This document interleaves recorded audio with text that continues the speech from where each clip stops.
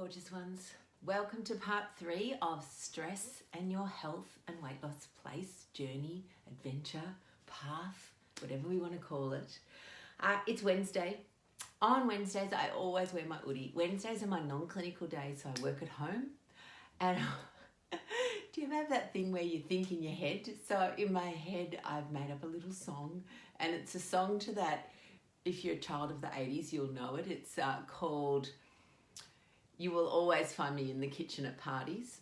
So my little song goes, "You will always find me in my hoodie on Wednesdays." So somehow that little earworm is in my ear, in my mind. So sorry if it's now in yours, but yes, you will always find me in my hoodie on Wednesdays. So part 3.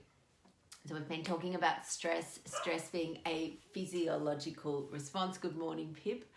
So a body response to a thing that's going on in your mind. Good morning, gorgeous Susan. So the thing that is going on in your mind is emotions, but stress can also be a response to a physical thing such as illness, over-exercising. Those are also stress on our body. For some people, prolonged fasting is, well, in fact, everybody, prolonged fasting is a stress on our body. So today we're going to talk about, and we talked yesterday about stress being a two-way street. It comes from your brain down to your body, and it can go on your body up to your brain. So we really want to be having this idea that we can actually control it from two ends. So today we're going to talk about how to control it from your body's end. So the stress response is automatic. It's hard to actually, and when I talk about automatic, we have these systems, these systems in our body called the autonomic nervous system. Should be called automatic nervous system, really. Let's just keep life simple. But the autonomic nervous system is the system that, beats your heart, makes your lungs breathe, moves your gut, all the things that you're doing without telling your body to do it. So it's on autopilot, if you like. Good morning, gorgeous Lyndon. So I'm so lucky. So many people are joining me this morning. This is wonderful.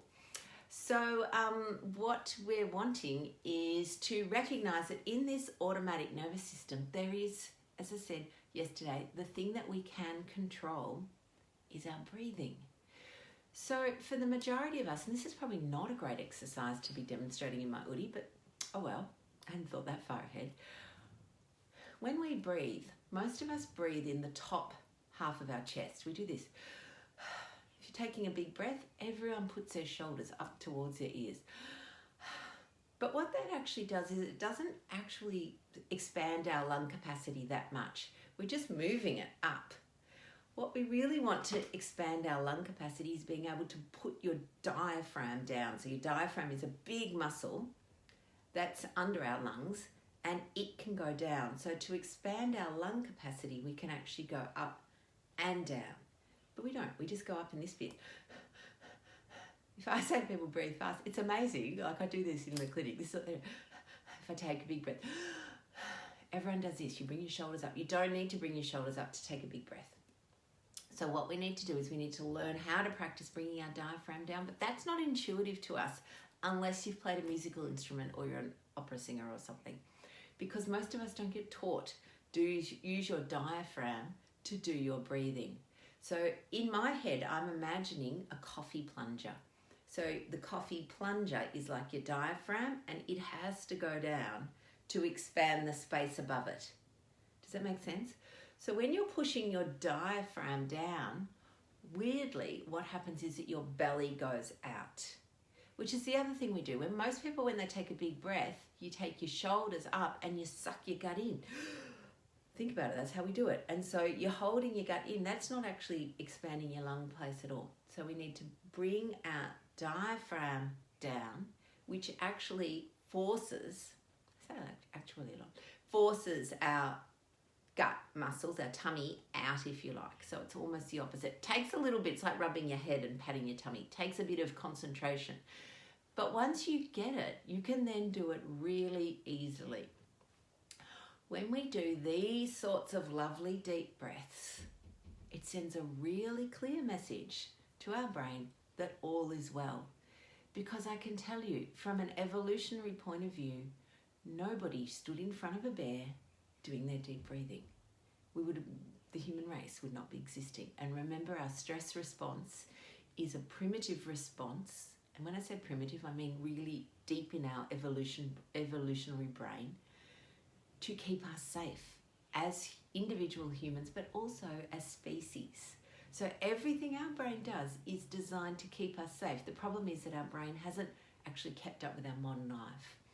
So you can override your rapid breathing to do deep breathing, particularly using your diaphragm.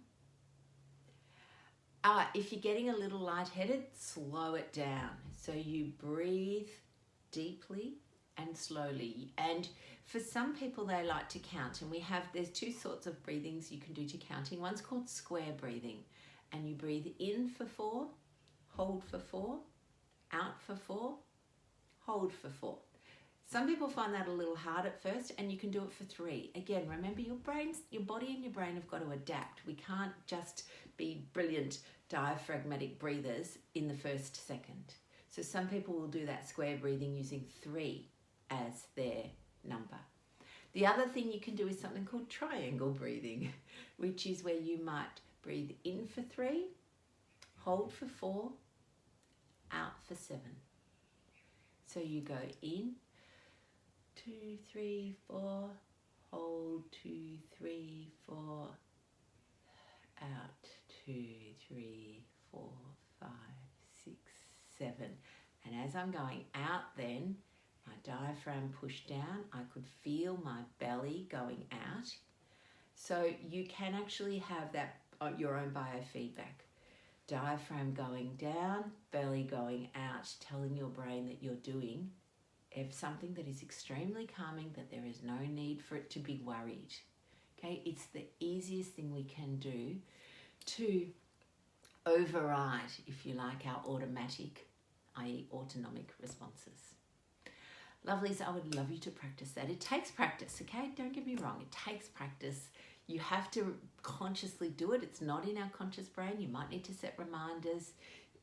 Now, here's a trick. If you're setting a reminder, set the reminder and don't ignore it, okay? Because how many people do that? Something comes up on your phone, you go, I'll do that later, okay? It takes as I said, 10, 15 seconds less than to do one deep breath. Every time you set a reminder and you ignore it, you tell another part of your brain reminders mean nothing.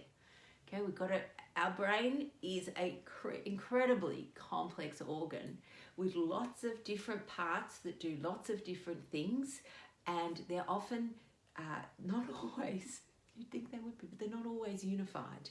So we have one part of our brain telling us one thing and another part telling us another thing, and so we need to get them to work together. So if you set a reminder and it comes up, don't say, I'll do it later, because that then sets that path up for procrastinating for everything in our life. All right, that was 2 for the price of 1, something for nothing, as they say. Have a wonderful day, beautiful people. Wednesday in Melbourne, we're waiting for lockdown news. I think that our lockdown will be extended. I've just got that ready in my brain. That's fine. I can't control the external. All I can control is my reaction to it. I am allowed to be disappointed, upset, frustrated, angry. They are all normal human emotions to difficult circumstances. I don't need to cultivate those, though. I don't need to cook and mull and make them bigger than they need to be, nor do I need to suppress them down with food and alcohol. I just hold them lightly. They will go. I will put on some music, maybe a bit of Woody in the Wednesday, maybe a bit of James Brown, maybe whatever you like, a bit of Walking on Sunshine. You don't need to cultivate these negative emotions. You don't need to stew on them. You don't need to kind of meditate on them. Just let them go. Lovelies, have a wonderful Wednesday. I will see you all tomorrow for part 4 of Stress in Your Health. Bye, darlings.